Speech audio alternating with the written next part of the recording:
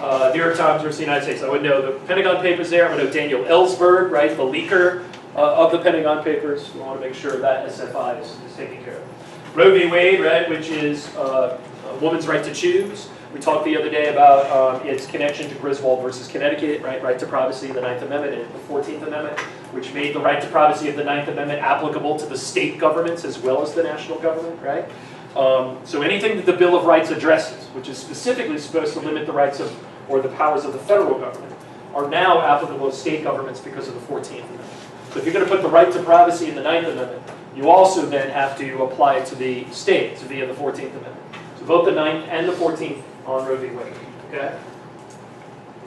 And then last but not least, we mentioned the U.S. versus Nixon, which deals with the tapes, all right? The tapes are the recordings that Nixon made in his Oval Office and on the phone that eventually had to be turned over to the United States Congress.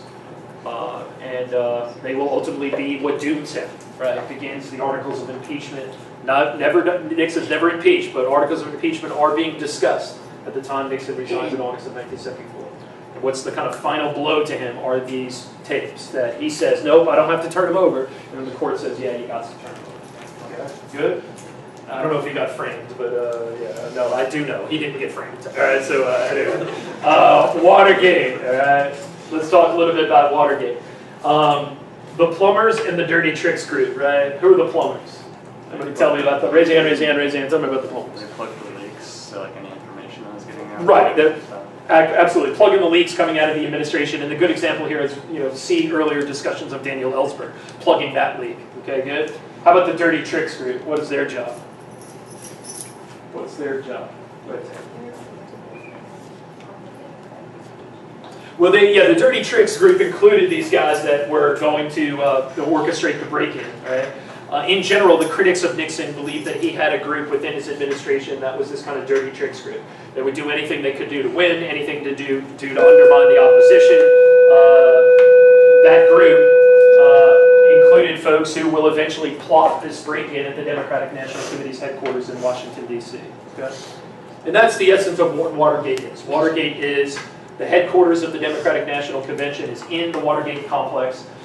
There will be a group from the CREEP, the Committee to Re-elect the President, that will orchestrate the break-in, like trying to find the DNC's strategy for the election of '72. It's a botched burglary. That's what it is. Right? No big deal, really. It didn't seem at the time.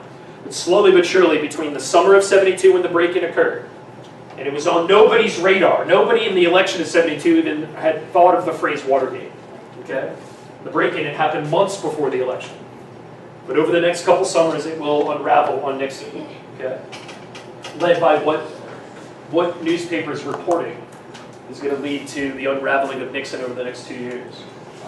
The Washington Post, right? Two of the most famous journalists in American history, Carl Bernstein and Bob Woodward. Woodward and Bernstein will be the two primary journalists who will take what seemed to be a minor little break-in that had no connections to the White House and unravel the real story around it over the next year or two. Okay? Their efforts will ultimately lead to a congressional investigation into what happened, right? And the most famous kind of phrase from this investigation will be, what did the president know and when did he know it? What did the president know and when did he know it? Meaning, did he know about the break-in before it happened, after it happened? Was he part of the cover-up? That's what people wanted to find out. So it starts as a minor break-in that wasn't a blip on anybody's screen. Woodward and Bernstein begin to unravel its connection to CREEP, the Committee to Re-elect the President. By the following summer of 1973, it's slowly but surely unveiled that there is a connection to the President. All right? By the time we get to 1974, congressional investigations. What did the President know and when did he know it? All right?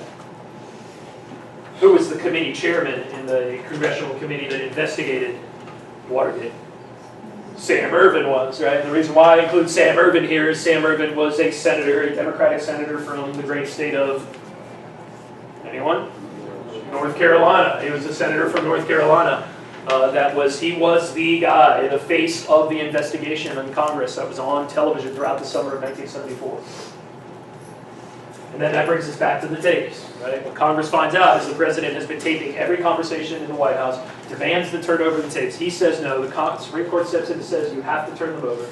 When they're turned over, there are large segments of the tapes that have been deleted by the president before it's turned over to Congress. Okay? And this is the proverbial smoking gun. All right? Articles of impeachment, before impeachment can happen, on August 9, 1974, the president resigns. Okay? Questions? Any questions on Nixon? All right, go ahead and take out your notes on modern American presidents. Notes on modern American presidents. Why Cambodia, right? I mean, what's Cambodia have anything to do with this? Our destabilization of Cambodia during the bombing of the Ho Chi Minh Trail and the invasion into Cambodia in the early 1970s destabilizes the Cambodian government, results in the rise of a communist state, ironically enough, in Cambodia under Pol Pot. Well, you might remember from your world history classes is one of the most tragic genocides in modern world history happens in Cambodia in the 1970s under Pol Pot. Destabilization by the United States, late or early 1970s, leads to that. So this is the same area of the world, Southeast Asia. We're not allowed to go in and defend Saigon, but we're going to go after the Mayaguez. All right? This is somewhat of a lashing out by Ford. All right? If you take the fact that Saigon fell, you take the fact that we actually lose more men than we save at the Mayaguez, microcosm of American impotency in Southeast Asia in the 1970s. Okay? Sweet? Salvador Allende. Who's Salvador Allende? Was he like the Chilean dictator? Yeah, he was a Chilean dictator, right? Who was, we believe, to be a socialist, maybe communist, right? Somebody raised their hand and tell me, what did we do to Salvador Allende? What did we do? The CIA supposedly assassinated him in 1973 under Nixon's presidency.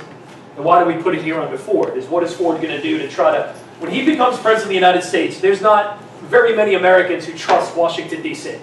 All right? So Ford, I think, is somewhat underappreciated as a president. He is a necessary cat in getting the United States to heal and move on from the tragic previous decade of Vietnam, from the previous 2 years of the Washington being tainted by scandal and Watergate. Nixon or Ford needs to move the country forward. All right? Salvador Allende, and then what Ford does with this is part of that moving things forward. He launches an investigation into the CIA. Absolutely. So he launches an investigation into the Central Intelligence Agency, right? And we said before, I think, that the head of the CIA at the time was a future famous American, right? Well, famous maybe at the time, but more famous eventually, George H.W. Bush, right? Who will be president of the United States after Reagan, before Clinton, right? He will be the head of the CIA in the 1970s during these investigations, okay? With Salvador Allende. Good? Inflation. Ford continues with inflationary conditions, all right? Whip inflation now, win, the slogan, which was a voluntary effort to get people to rein in wages and prices in the mid-70s. I cannot emphasize enough that the AP exam wants you to know why inflation was a problem in the 70s. And it's not as simple as the oil embargo. There are 3 major reasons for 70s inflation. What were the 3 major reasons for 70s inflation? What were the 3 major reasons? Go ahead. 60s spending, right? And actually I divide that into 2 things. What 2 things did we spend a lot of money on in the 60s? The Great Society and Vietnam, right? And that deficit spending in the 1960s would lead to inflationary problems in the 1970s, which Nixon deals with the price and wage freeze before the 1972 campaign. But then in 1973, Yom Kippur War, the October War, and the subsequent Arab oil embargo when Ford becomes president. So throughout the 1970s, inflation is a big issue. And if the economy runs stagnant at any point during that, then we get a stagflation problem, like we had in early Nixon, and we'll have again under Carter. Okay? Whip inflation down. Okay? And then, like I said before, he wants to move on. Pardoning of Nixon, clemency for draft dodgers. This is so we can put Vietnam and Watergate in our rearview mirror and move on. All right? All right, so just take a quick look at some of this foreign policy stuff on Carter, right? We see the Panama Canal, the Camp David Accords, which is his negotiation of a peace agreement between Israel and Egypt, for example. The Soviet invasion of Afghanistan, though, that is when it all changes for him. There are 3 big things we do in response to the Soviet invasion of Afghanistan. 1, we walk out of SALT II. SALT II, Strategic Arms Limitation Treaty. SALT I during Nixon, reducing nuclear arms. SALT II, reducing nuclear arms again. We walk out of that agreement. We never signed SALT II over the invasion of Afghanistan. We boycott the 1984 or 80 Summer Olympics in Moscow. They retaliate by boycotting the 1984 Summer Olympics in Los Angeles. All right? We do not have a full Summer Olympics competing with Eastern countries versus Western countries for 12 years. Between 1976 was the last time that the Eastern communist countries and the Western countries competed against each other until 1988 in Seoul. The other two Summer Olympics in between were half Olympics. Only Westerners at the LA Olympics in '84, only communist states at the Moscow Olympics in 1980. Okay? All because of geopolitics, right? Oh, Soviet invasion of Afghanistan. Cool beans? There's one I don't put on here. We put an embargo on the Soviet Union in terms of wheat, barley, grains. We are not going to send wheat to the Soviet Union in response to the Soviet invasion of Afghanistan. Détente is over. Tension resumes. When you get to Ronald Reagan becoming president, it's an evil empire. Okay? Détente is clearly over. Make sense?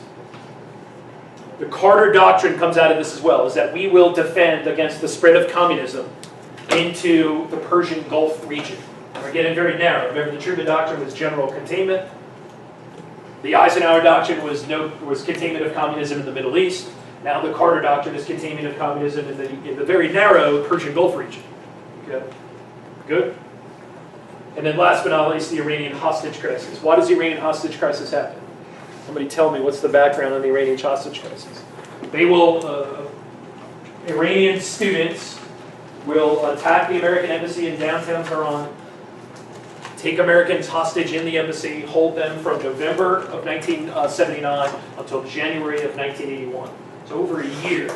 Right? I remember this as a kid. I was only 8 or 9 years old, but it was, or 9 or 10 years old. It was the only, every night on the news, it was day 137, day 240, whatever, of the hostage crisis. And that's what dominated media for over a year. Okay? Why'd they do it? Why capture the embassy? What was the reason? What was it? Did we help and support Pahlavi instead of the Reza Shah? Or was it the other way? We supported the Shah, right? And we had put the Shah back in power in his 50s, and then continuously propped him up over the next 2.5 decades until the fundamentalist revolution in the late 70s, right? The Ayatollah Khomeini, who was living in exile in Damascus, I think, was returned to Iran. The Shah was run out. And then when the Shah left Iran, where did he go? He came to the United States for cancer treatment, and we allowed him to enter. Now, I want you to think about this. He was a right-wing fascist dictator of Iran. Jimmy Carter has said, we're going to hold all dictators to the same standard. This guy's run out by a fundamentalist revolution, and we allow him to come seek exile in the United States. They then respond to that by seizing the embassy and taking the hostages. Okay? You with me? So it seems as Carter's talking out of both sides of his mouth. Human rights, we hold everyone to the same standard, but we don't hold the Shah to that standard. Okay? You with me? The hostage crisis will last all the way until what date? What's the exact date of the release of the hostages? Oh, the day they're making us. Yeah, January 20th, 1981 is the day the hostages are released. So this is clearly, we're mad at you, Jimmy Carter, was the reason for this. Right? Reagan didn't do anything to get the hostages released other than taking the oath of office, and that Carter was now no longer president. Okay? When Jimmy Carter and Reagan run against each other in 1980, there's a couple big issues. One is the Iranian hostage. I mean, think about Carter trying to run for re-election while hostages have been held for almost a year. People are not going to go into the polling booths in November of 1980 with American hostages held for 360 some odd days. Be like, yeah, I'm going to vote for that Carter guy. That's not going to work very well. This is the dude who then showed American power by giving the Panama Canal back to Panama. Wimp. All right? That's what Reagan's going to basically frame Carter as. But what's the number one issue in the election of 1980? Forget all that stuff. What's the number one reason why Jimmy Carter loses the election of 1980 to Ronald Reagan? I'll give you a hint. It's the same reason why Herbert Hoover loses to Franklin Delano Roosevelt. It's the same reason why George H.W. Bush loses to Bill Clinton. It's the same reason why many pundits believe that Barack Obama was going to lose in 2012. He becomes the historical anomaly on all this. Yes, when there's a bad economy, incumbents lose. All right? Which makes Obama's re-election in 2012 pretty stunning. Okay? Because he, more than likely, historically, would have went the fate of George H.W. Bush, Jimmy Carter, Herbert Hoover, in bad economic times. Okay? Bad economic times are up above you. Okay, so the poor economic conditions of the first part of Carter's term. So go ahead and read where it says outsider. We did that. Look at the poor economy down through 3 Mile Island and Love Canal. Just skim through those bullets there.